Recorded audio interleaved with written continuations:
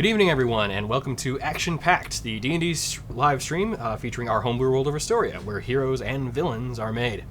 Before we get into the episode, we want to thank Gilding Lights for the space to stream our show, as well as a community in which to socialize, which you can find on Discord using the links that appear in our banner below. Also in that banner, you'll find our Twitter page, _Istoria, to keep up with any news regarding the show, the world, and any other sort of goodies we post out there. We also want to give a thank you to Sirenscape for providing the music for most of the Gilding Light shows, although we do use Arkenforge here. But we recommend both of them for all of your musical and atmospheric sound needs. And finally, a big thank you to Idle Champions for the free code, which shall be posted in chat for you to use for a chest in-game. Get yourself some sick loot, which hopefully is available now. I'll just go ahead and do that. Am's on top of it.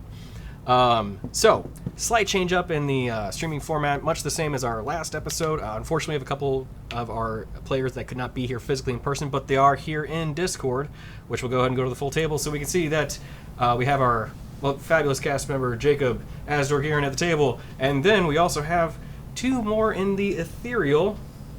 We have Patrick as Vadir. Hey. There we go. And Emily as Ren.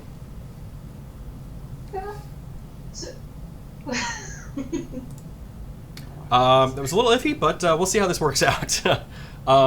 If any sort of technical difficulties come up, we may probably call the show a little earlier than usual, just to kind of keep it smooth. But hopefully, we'll be able to continue the show and be able to continue the narrative. So, speaking of which, we pick up from last episode when the party had returned back to Milvain, traveling through their return trip from Pharaohfall, the haunted town, with some spooky stuff going on underneath. They had found a necrotic wound beneath the town, one linked to the Shadowfell, that was afflicting the town with this general malaise and just overall just dreariness that was affecting all the citizens and releasing strange energy into the town. This energy changed some of the creatures down deep beneath the city in caves and tunnels, as well as, quite frankly, introducing just some other creatures from another plane of existence as well. But with the party venturing down into these caverns, finding the ancient ruins that lie below, sealing the rift, they have successfully, effectively saved the town from its malaise. On the path to recovery, the party then left, made their return trip, passing through one of the forts on the way through, Eliando, and speaking with a dwarf merchant that they had spoken with previously. He was possibly enlisting their help in sending a crystal back to his hometown of Coast Rune, kind of the capital of the dwarves. Shortly after that, the party, shortly being relatively speaking anyway, they made it back to the town of Milvain, met up with a few of their designated NPCs to speak with, one of which was the town enchanter Corfer, a little bit on the down low genie in the area, who had basically sent them on the quest initially to Pharaohfall to find some creatures that were unusual and get some rare items from them, be it magical items they may have found through loot or just pieces of creatures. Finding several of those, they kind of went through a list of different items that they could get, kind of more or less a shopping episode, if you will. But then finding that the price tag was pretty high, there was another quest that they were sent on to head to the Jewel of the Kartu Desert, north of Milvain, the city of Iniktau, to potentially try and find if there was a genie in that area as well. Along with that, there were additional rumors that he had heard that there may be another genie in the desert as well. So that is their current course of action. But just before we called the episode, one of our adventuring party compatriots, unfortunately, had to step out. So his character also did in a most unusual fashion. One would say he was unarmed in the process, or disarmed. Probably disarmed. You can't leave unless you lose like a limb or something. It's true. Ooh.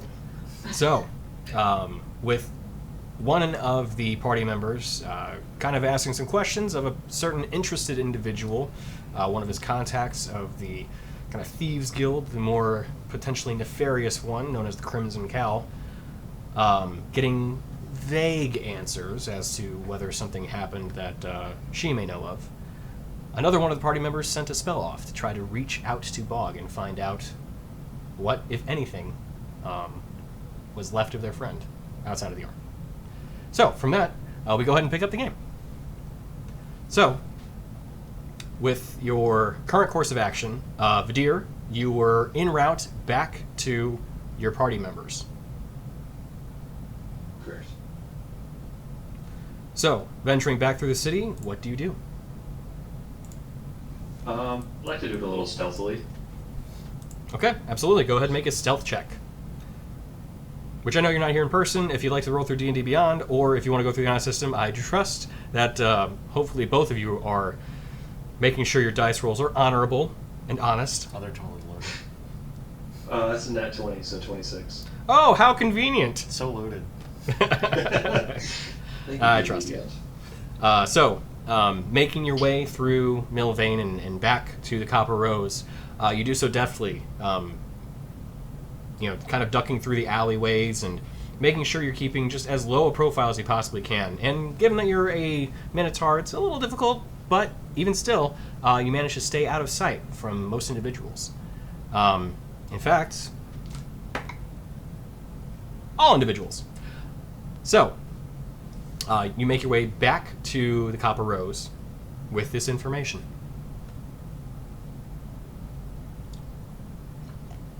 I just kind of want to relay, she was just as confused as we are about the issue. I believe she tried to take or attack Bog.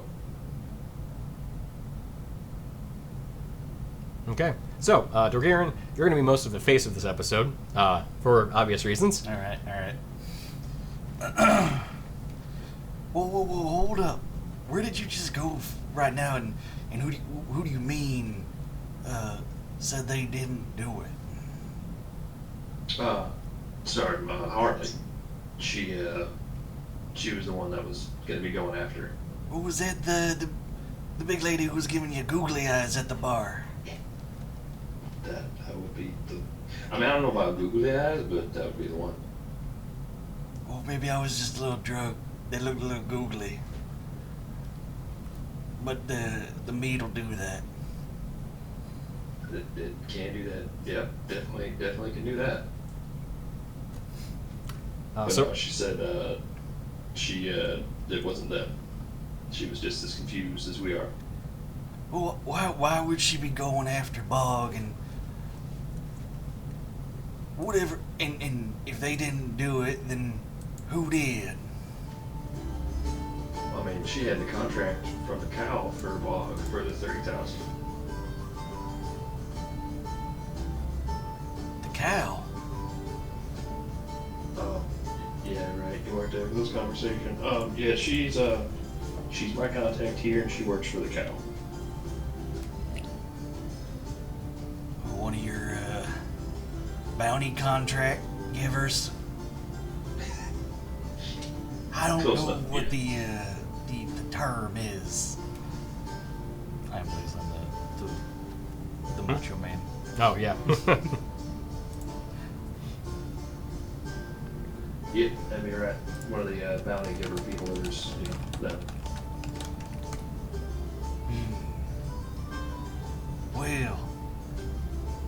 Well, where did Bog go?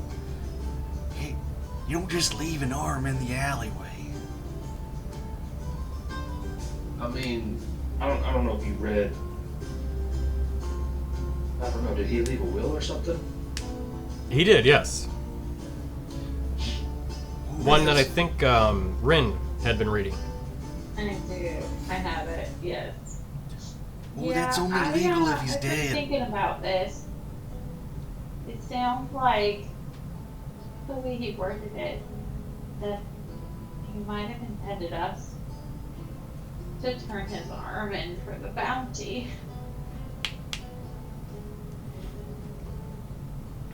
I don't know, legal man. You should look this over. Handing this over to the legal team. Well, I take out some like small spectacles and set them on my eyes. Well, it is a bugbear arm. Mm-hmm. And Borg was a bugbear. Mm-hmm. I mean, I suppose we could. Because, I mean, if you think about it, he could still be alive. And if we could find him and save him, that'd be great. And we will get the bounty on top of it. It's like win-win. Because arms, they don't go back on. If he's alive, I could try sending to him. Oh yeah, that's a good idea. You want me to try that? Yeah. Okay. I tried sending to Bog, Okay. and I say, Bog, are you okay? We found your arm.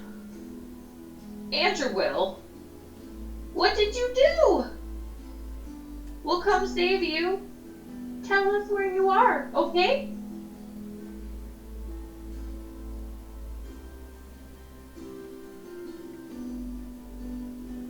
Okay.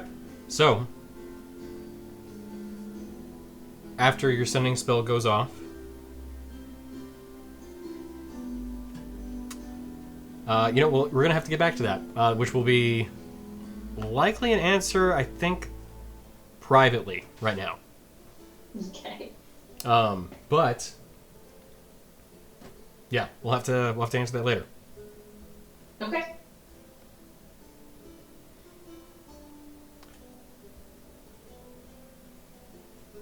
You know what? No. I'll say, canonically, we're going to have this happen. So, as you send that off,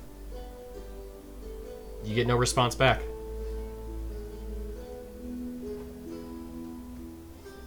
You just see Ren's face kind of fall, and she starts to cry, and tears start. Well, wait, streaming hold down her on. face. Your little magic thing there, the send.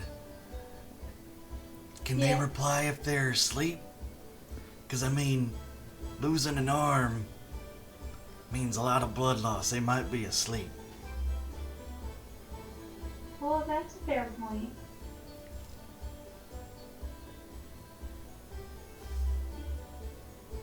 Also shock. Hmm. But it could always be that maybe he just doesn't want to respond. Oh, he's ghosting Yeah. us? I mean, yeah, if you're trying to play dead, you don't really want to talk. Maybe he can't talk.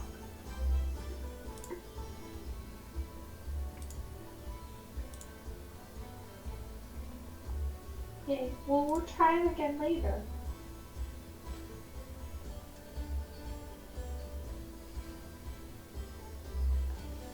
In the meantime, what do we do with his arm?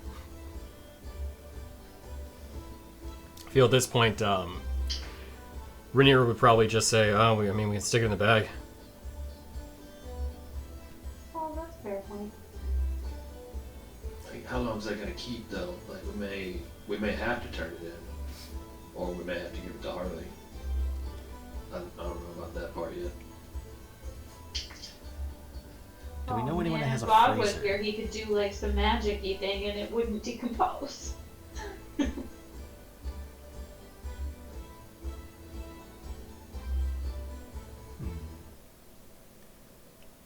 You may know of somebody who has a freezer. Okay. But we could always find someone who has a freezer. Just gotta throw it in there for a little bit. Well, obviously we can't take it to the tavern. If Rose finds it, she'll freak out. Oh, yeah, that. I was about to say they probably don't have OSHA regulations here about arms in the food freezer, but that's probably a good one.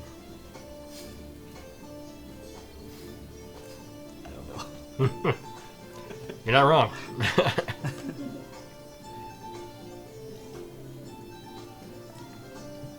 So- wonder if Corcoran has one. Oh, that's a good idea. Maybe he can also cast some magic on it. Maybe track its owner. Yeah. Did we ask the sheriff what time we were supposed to leave today? For what in particular? To escort the member from the... Oh, right. Yeah, from the Institute over. No. Yes. There was no specific time given, just that she would send one of her representatives over to the Copper Rose the next day. Okay. One could infer would likely probably be earlier in the morning. Okay. Well, I feel like we should probably take care of this, but also maybe somebody should stay here in case the Institute representative comes by. Rainier, you think you could handle that? Yeah, sure. Alright, you stay here, wait for the representative. We'll go to Corpers, and, we'll meet you back here. Okay.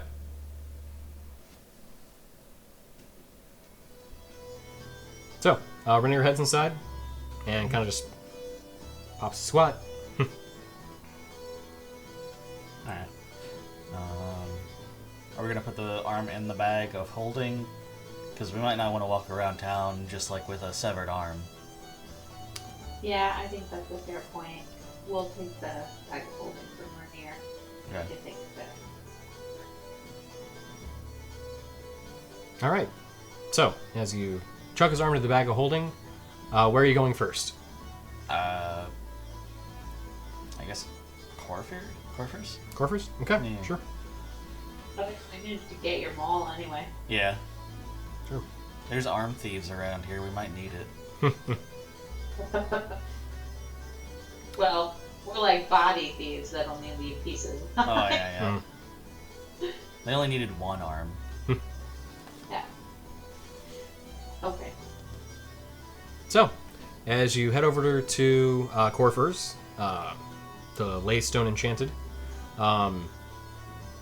or no, Leyline Focused, you walk into the same open-doored shop that you found before, and you once again find Corfer sitting behind the counter, or standing behind the counter. So you walk in, he has that same kind of, just usual smile and just kind of general relaxed disposition. Hey, welcome back. Oh, hey. Two things. One is my maul ready. Yeah, I finished it up late last night. Oh, awesome. Oh, and two. And then I take Bog's severed arm out of the bag. I'm like, our friend went missing. And, this is his arm? Okay. Do you have any way of, tracking its owner? I can... Yeah, actually. I can cast a scrying spell. And with that being part of him, yeah, normally you only need like a few pieces of hair or something like that, but... Well, I this mean... is a bit more. Yeah, no, absolutely. Okay.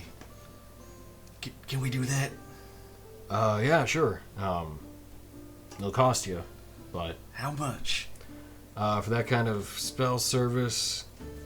let me check my catalog. See exactly how much this is gonna run you. Pulling this up cause I don't remember.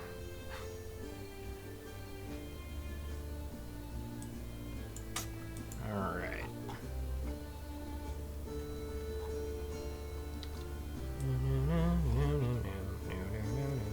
Nope. Here we go. Alright, casting that level. Where's my casting stuff? Come on.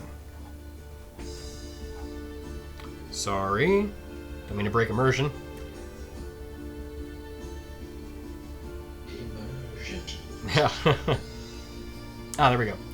Spellcasting of that level, that will be 1,500 gold pieces. Are we all good with splitting the cost amongst us?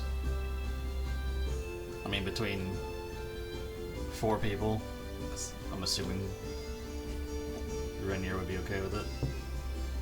I mean, do you give grieving friend discounts? That actually is the grieving friend discount. Normally, that spell would cost you 3,500.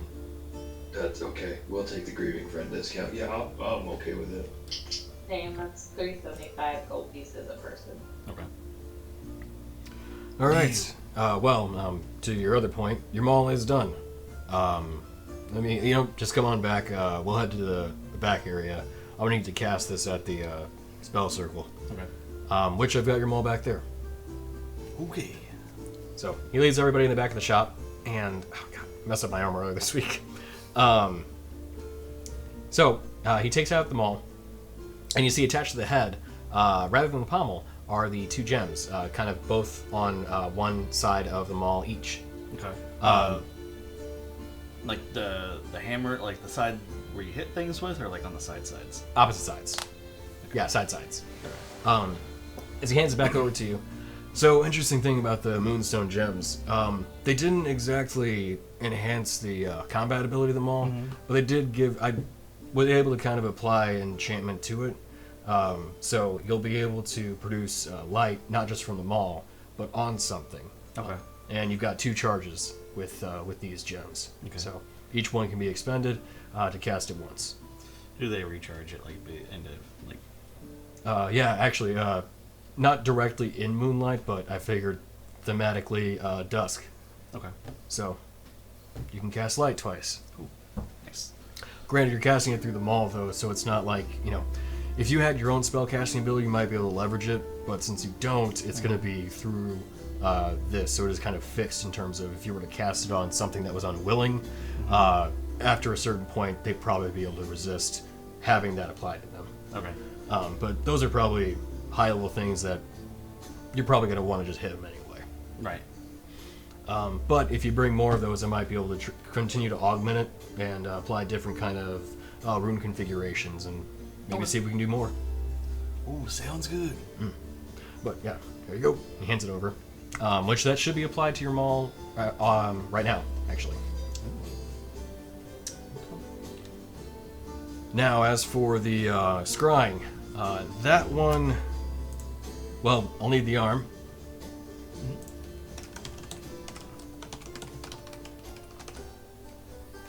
It's not on the mall yet. It's on? Okay. I have to refresh again. You might need to add and re-add.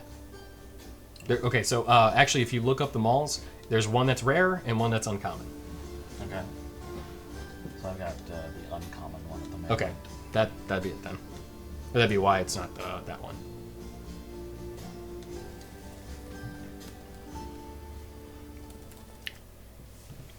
All right. So, the arm, please. Kind of holds out his hand. Hand it over. Kind of sniffles and takes the arm out of the bag of holding and, like, very gently hands it to him. Seeing that, he takes it very gently from you. Well, I hope I can find the answers you're looking for. Give me a few moments. Takes a slight configuration change of the circles. You see him start to slide the runic circles, and you see these kind of the inlay of the gems within these runic circles are not actually that dissimilar from the moonstone gems that are in the mall, in that they're these just perfectly circular beads that are in these just different configurations of circles that when moved around you see they light up at different moments. And as he sits there, he kind of adjusts things for a moment or two, and he eventually you see a lot of the white ones and a couple of the blues light up. And he then, after a slight incantation, with one word being heard in the mixture of the arcane, Bog, cast the spell.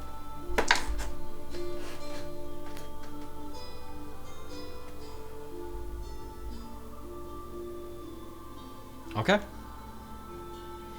So, after a few moments, when he casts the spell.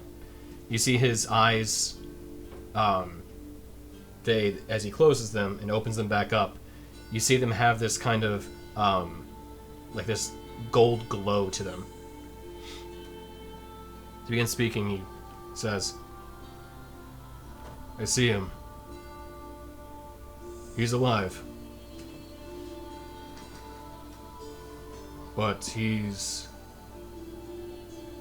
running?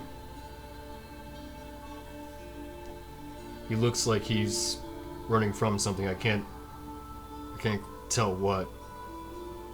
Where? I'm not sure. I can see him. He's running on grass. He looks over his shoulder every once in a while, though.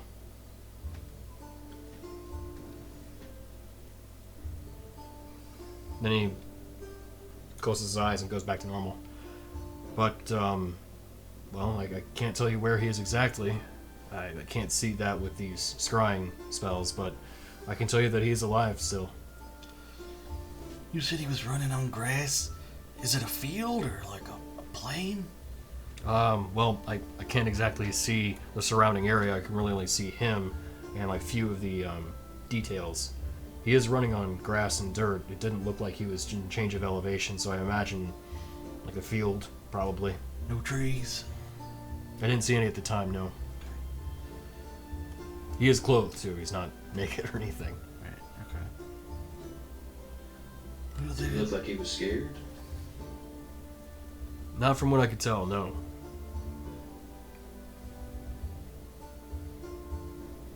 More concerned.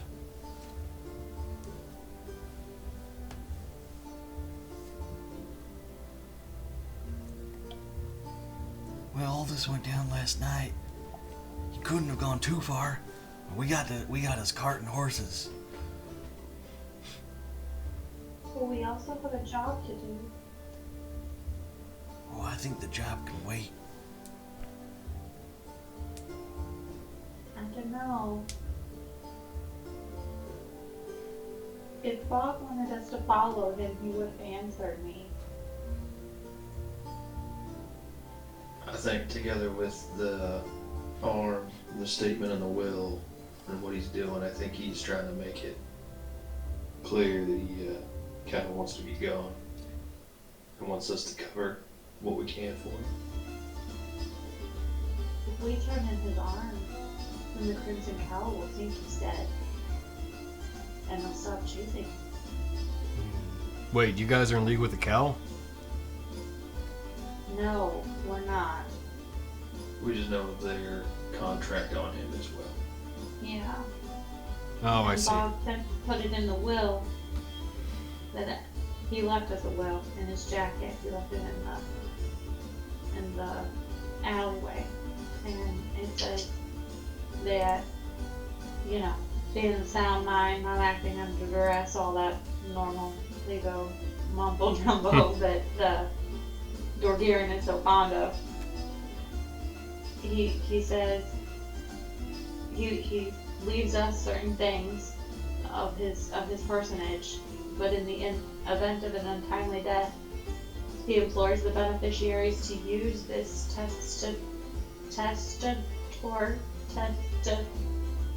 his remains in his name. We're the only ones that know that he's really alive. If we, You think he cut his own arm off? I think he might have. That must have hurt like hell. That's a little extreme. Yeah.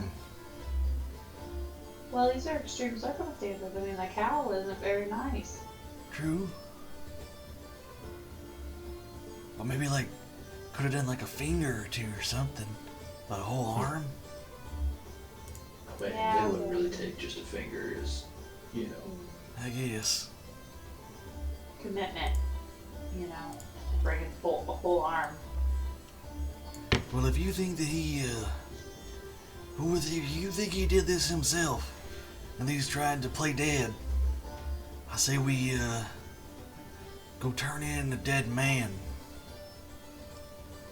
I think we should. I think it's the best way to handle it. I think we're gonna have to get our story straight. Corfer, we need this to be ironclad. Can you kind of hear us workshop this and let us know if anything sounds a little too far-fetched? Look, I don't really want to be involved in any of this. That's fair. I'd prefer just to be, Vadir's a bounty hunter. He carries a sword. Swords can cut arms off. Just say that he was caught up to Bog and was collecting the bounty. Yeah. They got into a tussle. Let- Bog didn't want to be taken alive, so Well, they vote and I think we should leave Corfer out of this then, since he's already. We should probably head back to the Rose. you see him kind of think for a moment. I mean,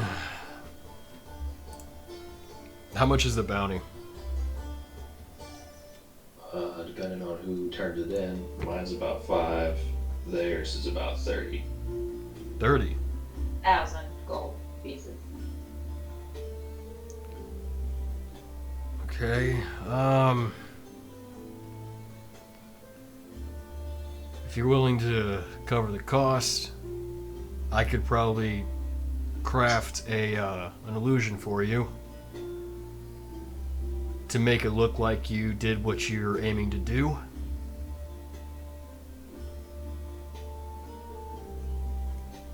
Yeah, what you're suggesting, that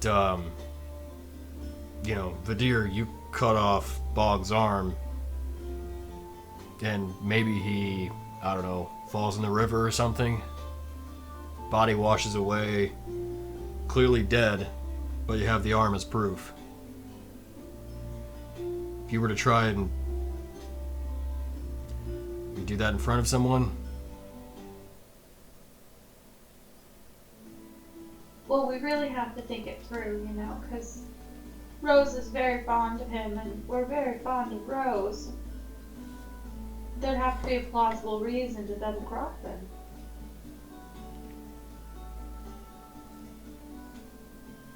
Or we'd have to loop her in on it.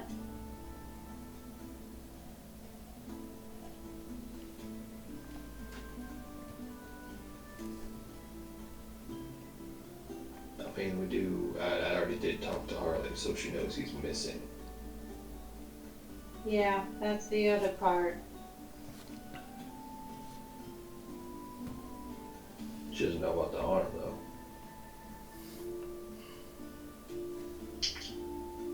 That's true. That could be a reason to double, like that he was trying to leave and we caught up to him and he attacked us. And where exactly are you supposed to turn this bounty in?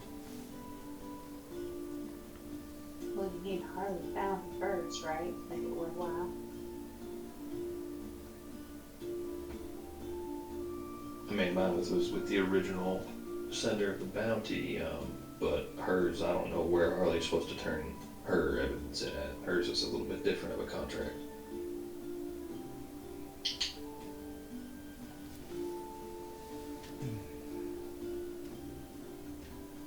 if you want to try and make a history check to, or insight, well, no, history, yeah, history check to see if you can discern where hers might be.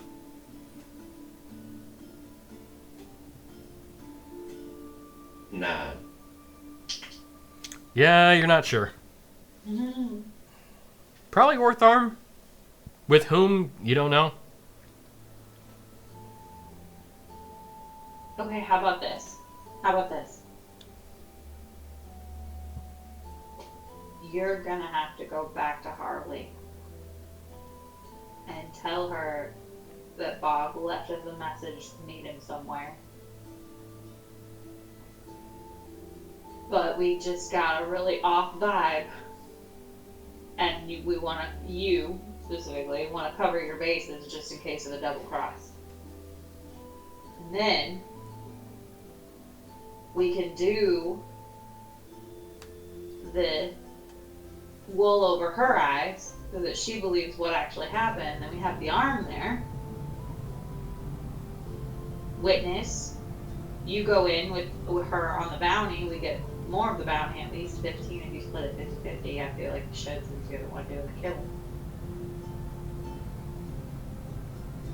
And then she takes it to turn it in. We can go with her or whatever needs to happen. That does sound mighty plausible. How would the illusion work? And what kind of cost would you need covered? Well, it wouldn't, let me think about this. I mean, if somebody tries to physically interact with what I produce, they'll see it's an illusion. But if they don't, then it'll look like the real deal. Well, how about this? How about we're all there, right? And we, Dorgiran and I, try to, intercept her. We're like, no, you can't kill Bog! Meanwhile, Vadir goes behind our backs, plays Bog. We keep her busy, she can't physically touch him.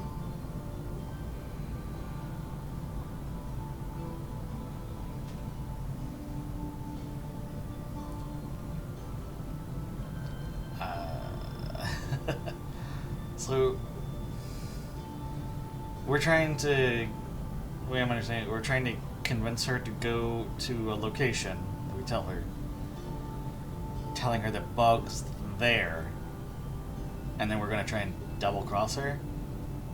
Well, here's where we have to lean on Vadir being sneaky and deceptive. He goes to Harley, tells Harley he didn't feel right about the way that they left things, and he's feeling some shady vibes of a double cross. But he knows where Bog's gonna be, and we're going to meet him. So then she meets us there, and then Bog comes out. She tries to go after him. We fight Harley, but then Vadir goes behind our backs and kills Bog. Cuts his arm off, he falls into the river, etc., etc. I won't have to play like I want to punch her in the face, because I already do.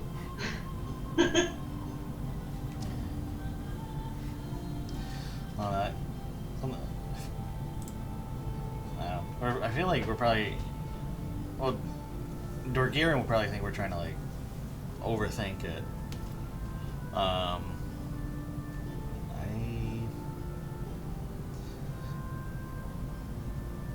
Because she already knows that he's missing. Mm-hmm. Would we even be able to like pull off the, the trick, like the convince her that we found where he's at, sort of thing? Like, because she already knows that he's gone. He went missing, and we don't.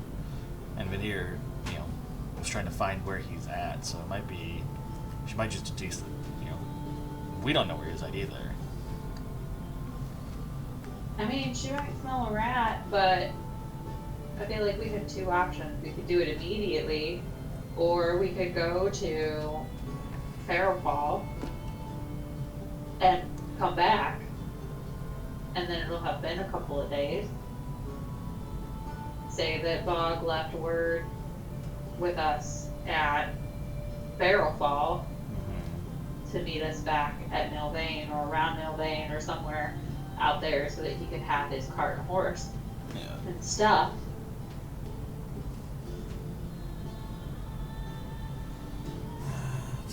That way it's been a couple of days, she stewed on the money that she missed out on, might be a little more willing to believe that Vadir, especially with the enticing of that money. Yeah, we might want to do that. Maybe not like rush it.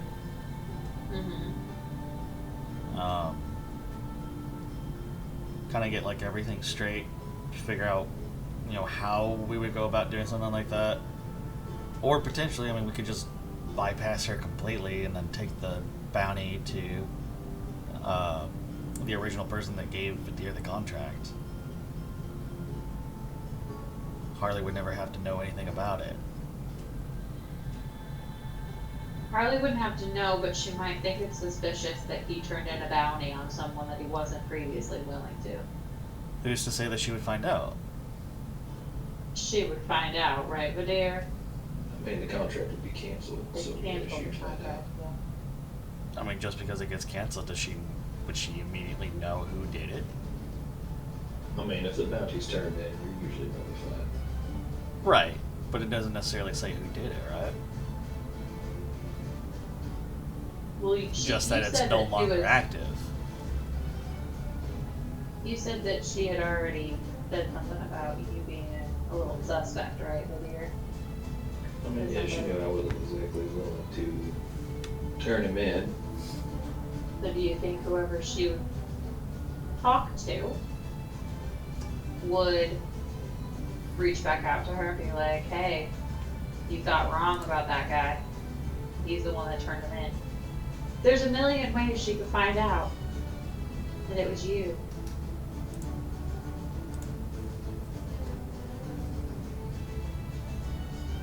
Like, it is possible. She's also not the kind of person who would take this kind of thing lightly, I feel.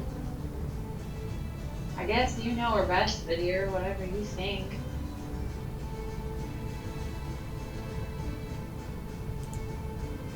I mean, we might even want to let her stew on it for a minute. And maybe if we come back, I mean, we have the jacket too, which he was pretty fond of. We can, you know, I could be wearing that or something to make it more believable. Maybe give her the arm and say, hey, we'll split it. Since even then, I'd still be getting more money for it. And just say something about he tried to double cross us and we had to end. You could just say that he found out you were a bounty hunter and attacked you. Yeah. I went a little off the edge. Corfer, is there a way to make this not decay? And hold up the arm. Yeah, there is. There's a spell that kind of does that. I don't really have access to it, though.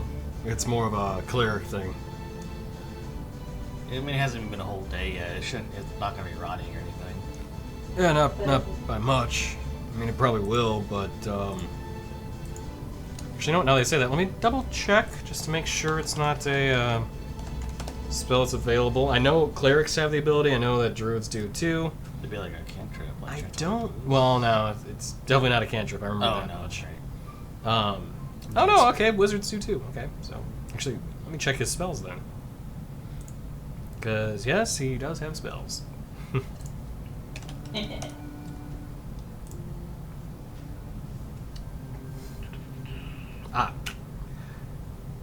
Kind of looks at it. Actually, I don't have the ability of casting that one,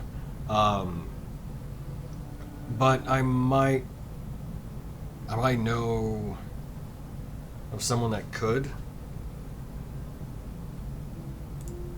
How many people do you want to get involved in this?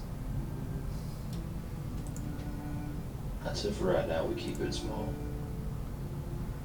Do you happen to have a freezer? I'm sorry? Do you happen to have cold storage of any kind? No, not in particular. Perhaps a... Perhaps a bag of coaling that we can maybe rent. Well, yeah, that I do have a bag of colding. Were you wanting to? You said rent it? Not or really. or just store this in it for a little bit. I'd prefer not to have an arm in a bag of colding I'm going to be possibly selling to somebody. You're welcome to buy it if you like. How much is that? That one.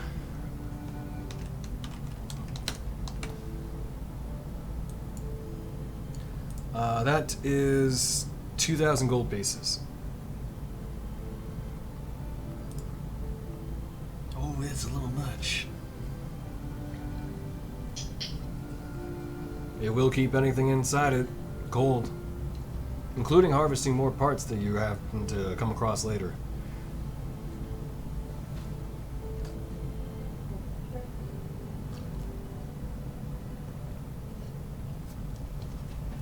do you guys think?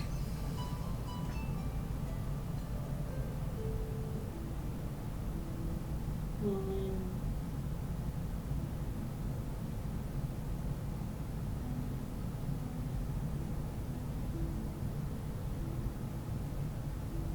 I mean, it's worth it, but I don't necessarily have that on me. Handy.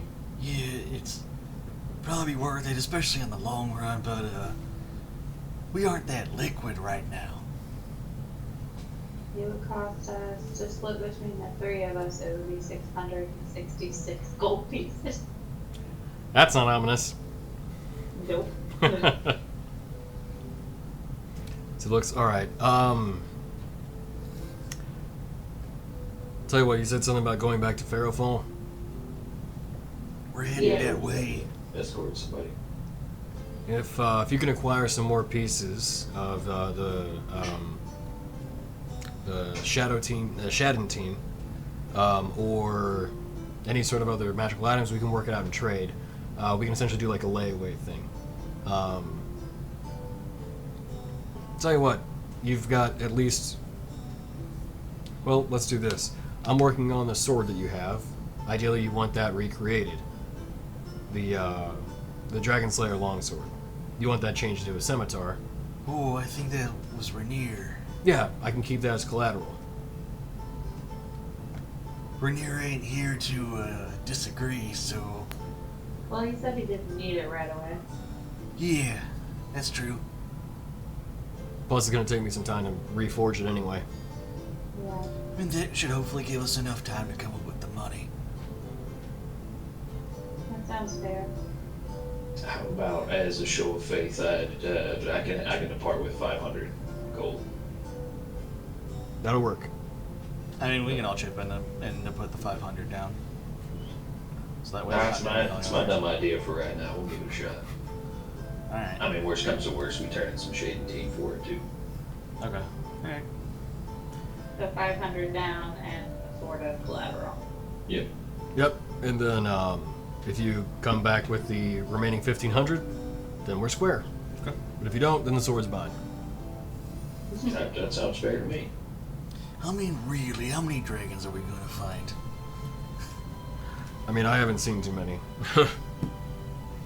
Actually, I haven't seen any. So there you go. Ishara squawks from underneath my cloak. Well, I mean, sorry, not full in the flesh dragons. Oh, I meant no offense. is that little thing actually a dragon? I mean- thought they Yeah. were big. Technically, that would be a pseudo dragon, at least the form that she occupies currently. But no, if we saw a full-on dragon, we would know it.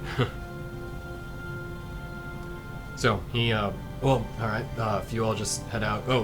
He picks up the arm from the middle of the laystone circle, kind of hands back over gently to Rin. Here's your the arm. If we get back to the front of the shop, I'll grab the bag. Okay. Walks up, and as you guys walk out to the front, reaches behind the counter, you see him kind of fumble, or not fumble, but move through some things for a moment. He pulls out a small bag. Looks really similar to a general bag of holding, with kind of like the insewn face, but it has all blue and like a dark blue aesthetic with like light blue kind of accent pieces. Hands it over to you. One bag of colding. That'll keep any item inside preserved for as long as it's in there. Okay, sounds good. And then if you toss in anything else that is metal, it'll come out cold. Or I guess any beverages for that matter too. Well, I wouldn't recommend tossing just like a mug in there, but like a bottle of something or a Like keg. a keg. Yeah. Okay, yeah, gotcha. Hands it over. All right. Well, the sword will still take me at least. I mean, at least 3 days to finish reforging, like bare minimum. We might be gone a little bit longer than 3 days. Yeah, I mean, if you're going to Pharaohfall, yeah. Depending on how long you're there, too, especially. When you also wanted us to head to Enoch Towel as well. Yes, I'd like for you to check out kind of the leadership there. See see if they may know anything about the rumors that a genie runs the whole place. Granted, I don't expect it to be true because, you know, I don't know. It sounds far fetched, but then again, I'm here, so maybe. Okay. Generally speaking, they're not normally open to discussions with genie of my type, but you know, a lot of my other brethren are more stubborn than I am. So maybe. All right. Yeah, we'll probably check that out on the way back. Oh well, yeah. Then in that case, the sword should be definitely done by then. Okay. All right. Much appreciated, Corfer. Again, you're making our dreams come true. Well, you're definitely unique individuals. I'm not used to seeing, to be honest, adventurers of your caliber around. Most of them go off in the woods, and most of them don't come back. But we sure do try to come back every time. Well, anything else I can do for you today?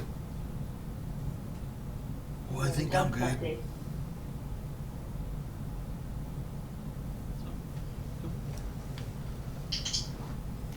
All right. Well, good luck, and I'll be here when you come back.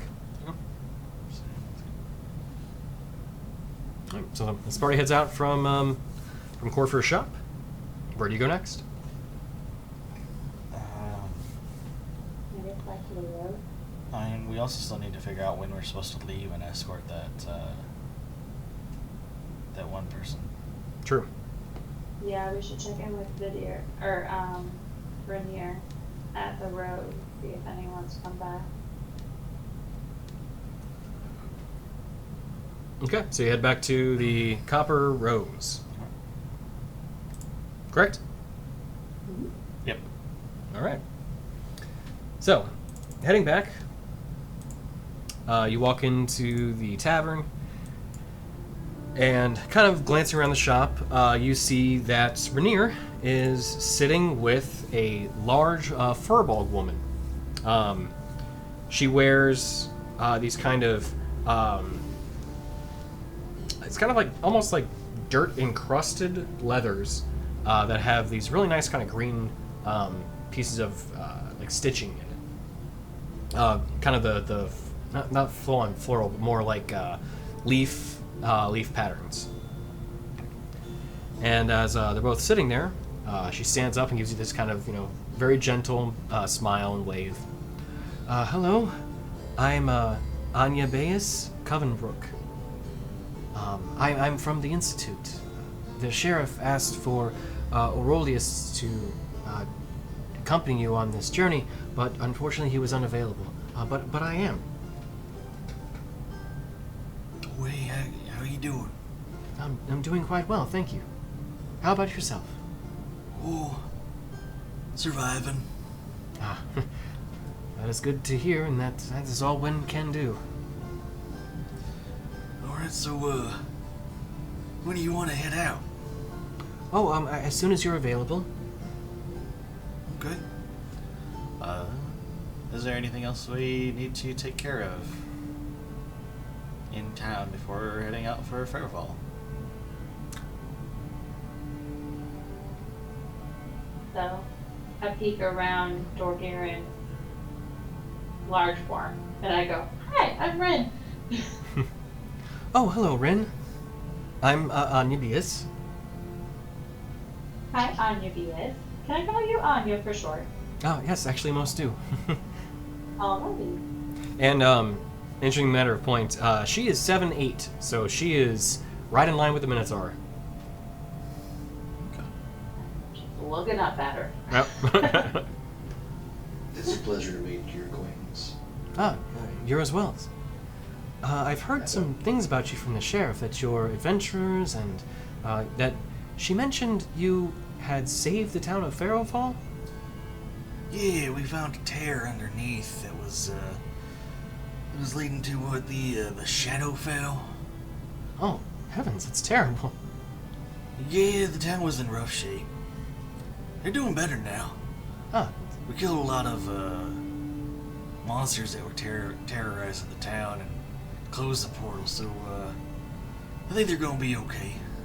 oh, wow. I'm glad to hear that. I'm glad to be in such capable company.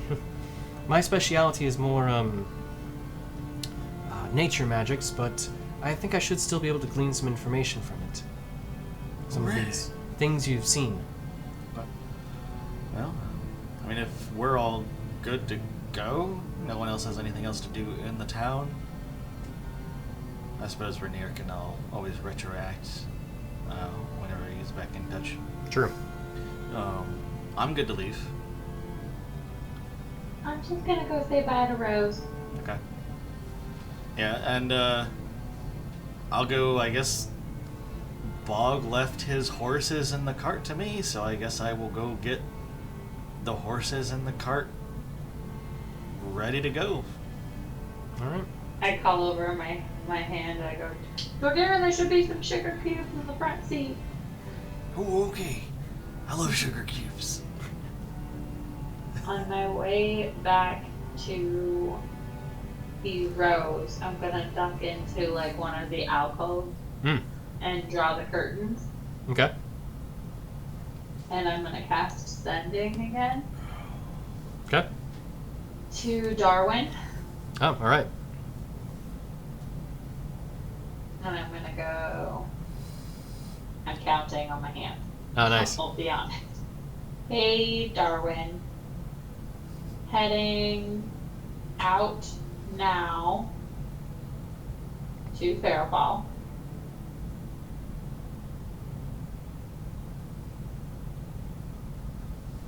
How can we find you if we need to see you?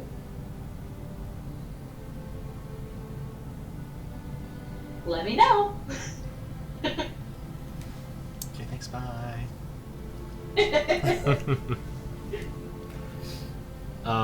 So, after a brief pause, you hear, I'm in my tower after leaving last night. Sorry, that's not his voice. I'm in my tower after leaving last night. If you need me, send another spell. But I don't intend on going back. Not yet.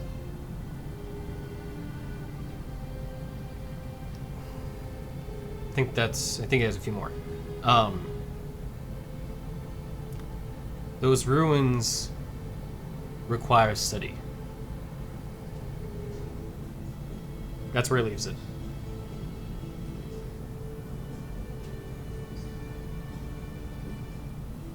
So he went back to his like actual tower in the greatest swamps. Yes. So as far as you've been told, that is correct. Okay. Good to know.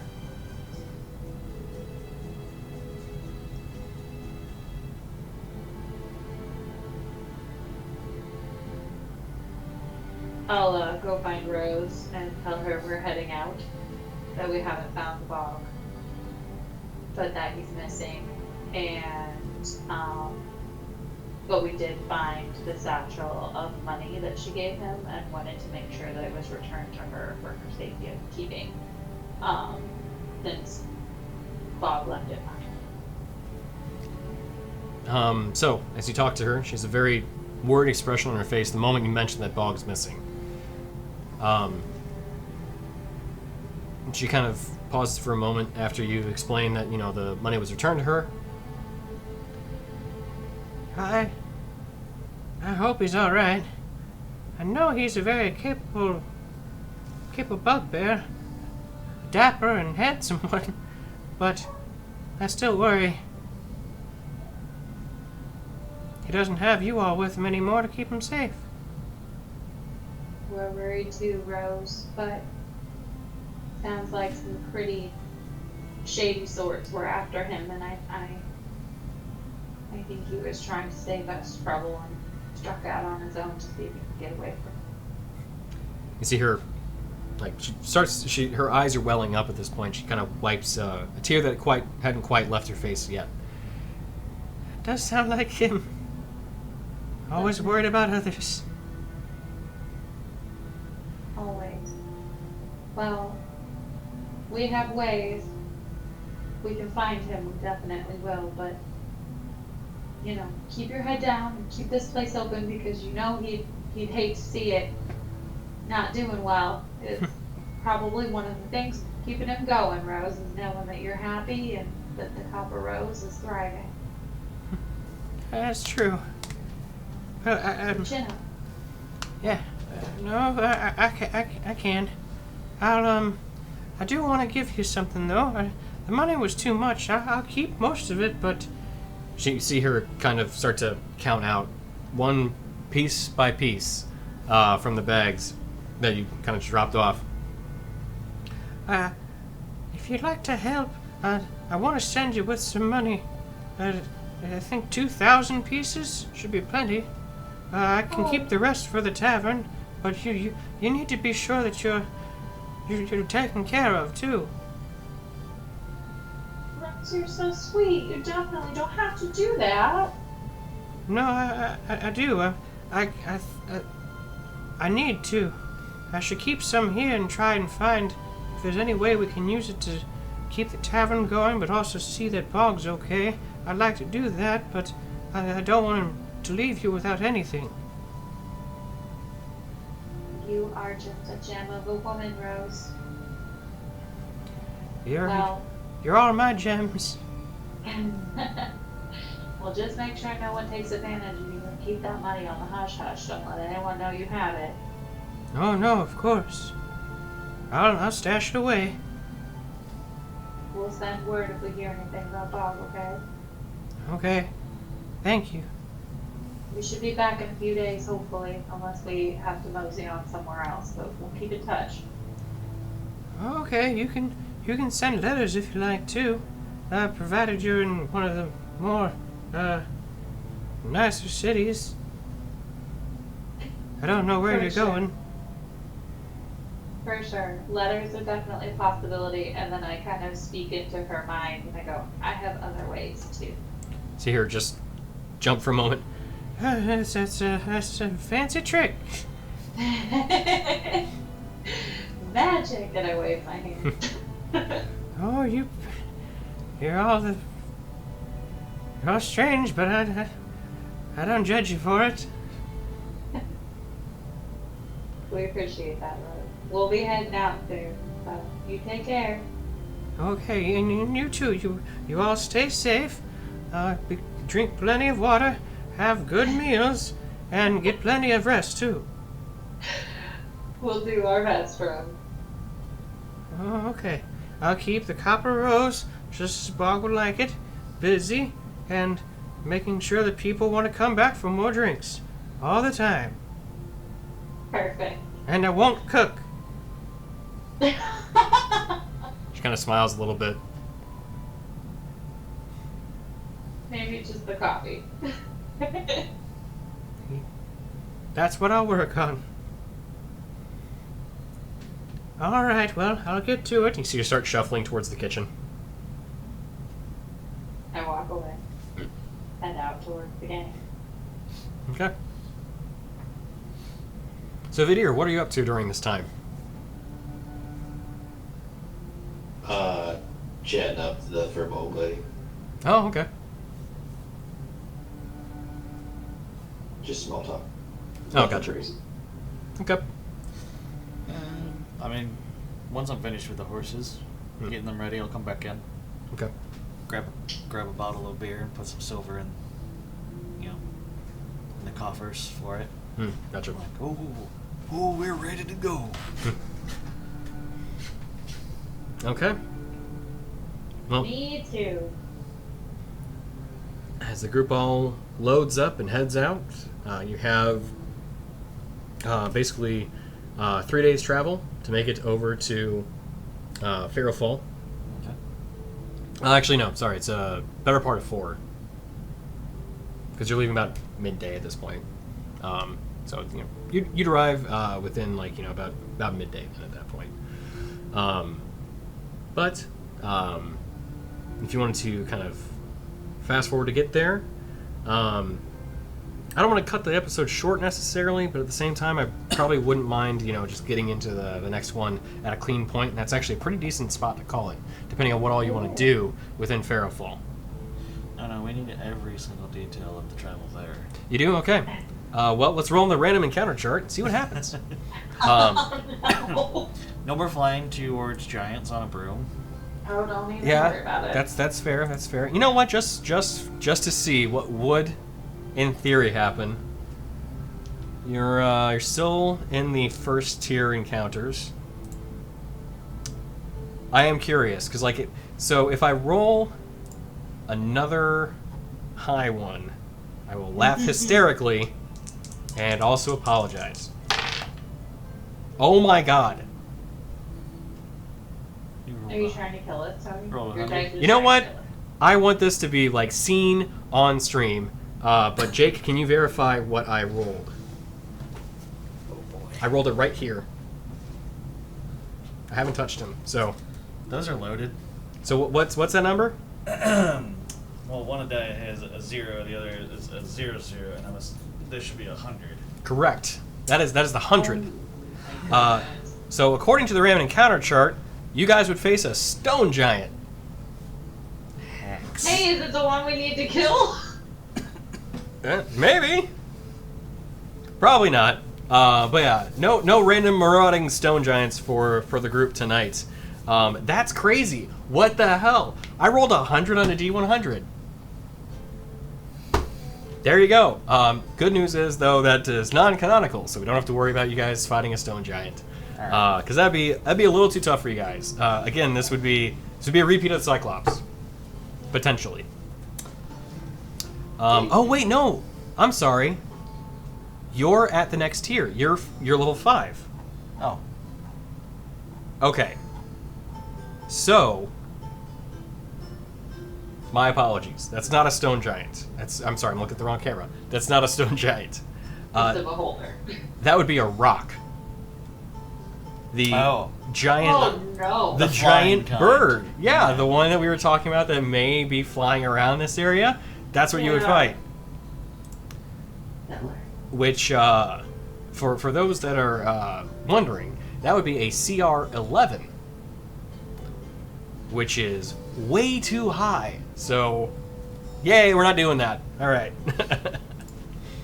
This is the classic rocks fall, everybody dies kind of encounter. All right. Everybody dies.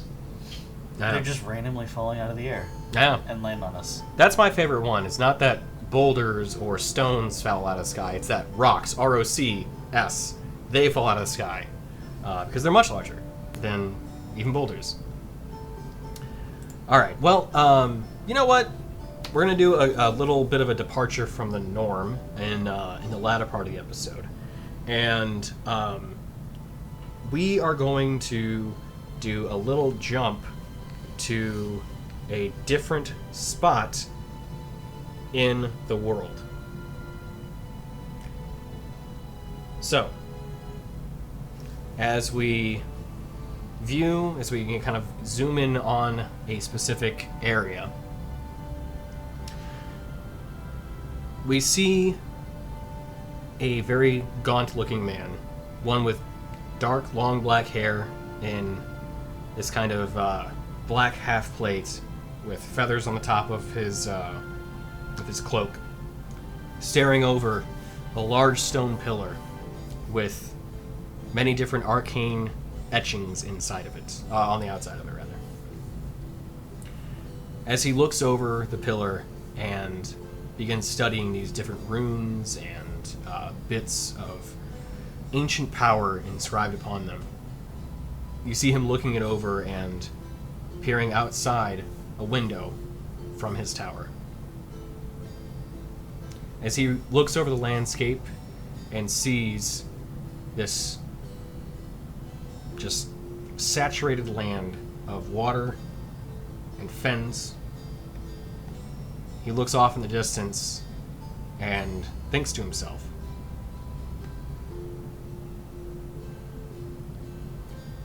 could this be what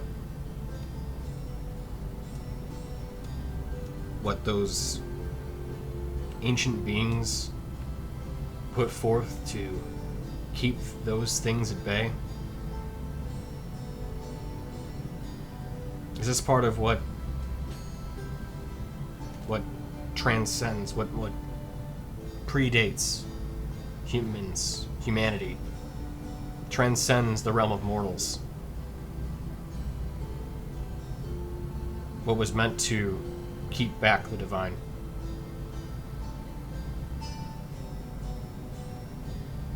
He wonders, but he doesn't know.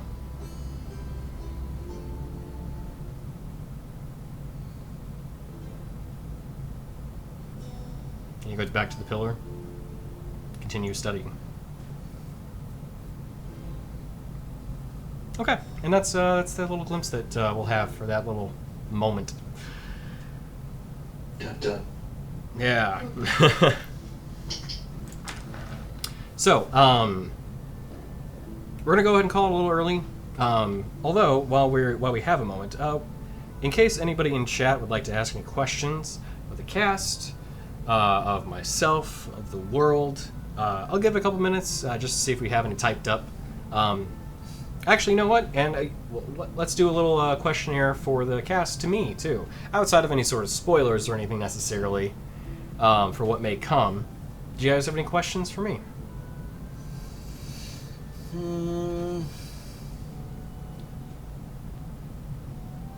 How does one get good? Well, as one who is not good himself, I cannot answer that. Dang it. Yeah. This might fall under spoiler territory or not, I don't know. But Dorgiran's Maul, he found it in an old shrine to Lysiana, the moon goddess. Mm-hmm. The better moon goddess. Oh, yeah. Obviously, it had kind of like fallen into a bit of a disrepair and everything like that. But as we see, like moonstones and everything upgraded, moon ore. Was this at some point Luciana's weapon? Is it something different, just like an artifact of the gods, or is it just something that was created by the order that worshipped her back on, a long time ago before the current pantheon? And obviously, this would be all out of character knowledge. Sure. So I'll say this, as to maintain the in-character, out-of-character knowledge, there's not too much bleed over into one or the other, and also without giving too many spoilers. These elements are not any one artifact that had been created before, but something new. Okay. So it's a new hammer, essentially, being created from something old. Yes. Okay. As to what end, we'll find out in the game. Okay.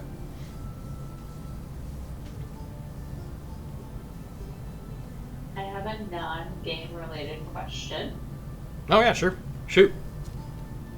How does one, from one DM to the masses, become a DM? What's the best way to prep for your first game? Is it to run a game that's already written? Is it to build your own? Like, what are your tips and tricks?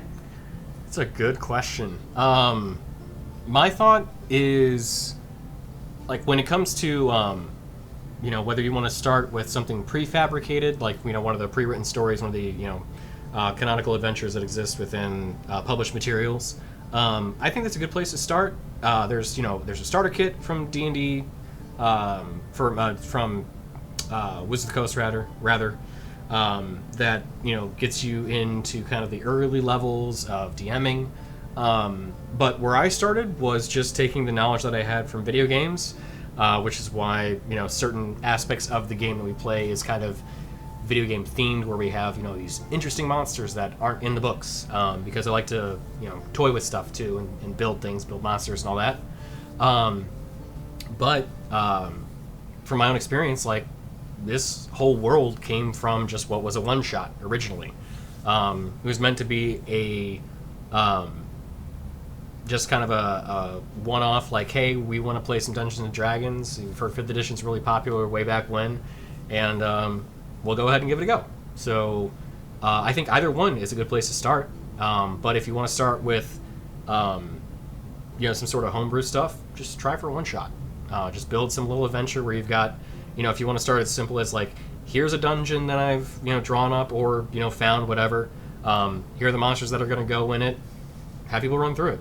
And, like, if there's, like, a specific type of scenario or something that you want to run and you don't feel like D&D necessarily fits the particular story or the scenario that you're wanting to run, there is a lot of other, like, tabletop RPGs out there. Absolutely. Vampire the Masquerade, Call of Cthulhu. I mean, in fact, World of Darkness was the first tabletop RPG that I played. Pat and Emily were also in that game. I don't know if that was your first ones playing that as well. But that's another good one. There's a bunch of them out there. Cyberpunk. Yeah. Or if you want to do something like cyberpunky, but want to have some fantasy elements in, there's Shadowrun as well. Yeah.